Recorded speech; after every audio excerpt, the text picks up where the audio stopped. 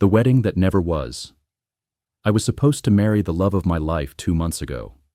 6 years together, 1 year engaged. Everything felt perfect. At least that's what I believed. We had a dream wedding lined up, family flying in, Pinterest-worthy details. But behind the white dress and flowers was a secret that would shatter everything. 2 weeks before the wedding, while helping her finalize the seating chart, a message popped up on her laptop. Curiosity made me click. What I found erased 6 years in seconds. Months of flirty texts, emojis, late-night miss you messages, photos, jokes only they would understand. Weekend trips she had told me were with her cousin. My fiancé was leading a double life. I didn't confront her right away. Instead, I documented everything: screenshots, cloud backups, conversations. Each photo I saved felt like another nail in the coffin of my relationship. My sister Sarah and best friend Mark begged me to cancel, but I couldn't. I needed closure. I needed her exposed. The public reveal. On the wedding day, everything looked like a scene from a fairy tale. Glowing lights, white roses, family and friends gathered. She glided down the aisle, radiant, smiling as though nothing was wrong. When her vows ended, I calmly pulled a folded paper from my pocket. "Before I make any vows," I said, steady and cold, "there's something everyone needs to know." The room fell silent. Gasps echoed as the officiant read texts aloud. "Can't stop thinking about you, baby. Last night was incredible. He'll never know. Our little secret." Her mom wept. Her dad walked out. She stood frozen, her face drained of color. I placed the engagement ring in her hands. She dropped it. It clattered on the floor like the final sound of our story. Then I walked out. The text that changed everything weeks passed. She tried calling, messaging, emailing.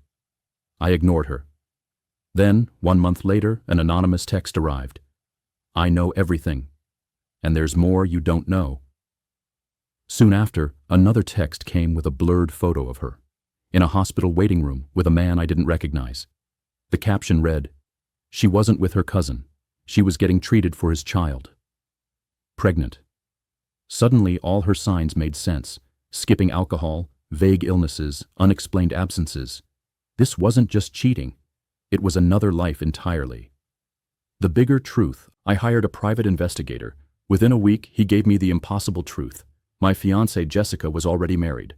Her husband's name was Michael Thorne, a businessman. They'd been married for 2 years. She had 2 homes, juggling 2 relationships with terrifying precision. I confronted Michael. To my surprise, he'd been deceived as well. He had no idea I even existed. Worse, he didn't even know she was pregnant. "She told me she was sick," he said, devastated. We both realized we weren't enemies. We were victims of the same elaborate lie. But neither of us had sent those anonymous texts. Someone else wanted her exposed. The confrontation. Together, Michael and I arranged a quiet meeting with her at a cafe. When she arrived, smiling nervously, she had no idea what was coming. "We know," I told her.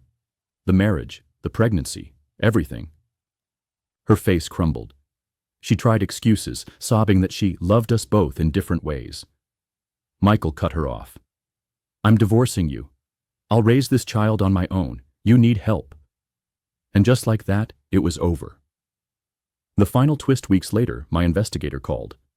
They had found the mysterious texter. It wasn't Michael. It wasn't even Jessica. It was Elena, Michael's older sister. She had suspected Jessica for years, digging quietly. When she discovered the pregnancy and my wedding, she set everything in motion: the photos, the messages, the carefully timed reveals. She wanted Jessica destroyed, publicly and permanently. On my wedding day, I thought I was the one exposing Jessica. In truth, I was just the stage. Elena had orchestrated the perfect revenge. Aftermath: Michael divorced her, won custody. Jessica disappeared into obscurity. And me? It's been a year. I'm healing, rebuilding, still scarred but stronger. Betrayal taught me something important. The truth always finds a way out. I'm not bitter. I'm not broken. I'm free. Finally, truly free.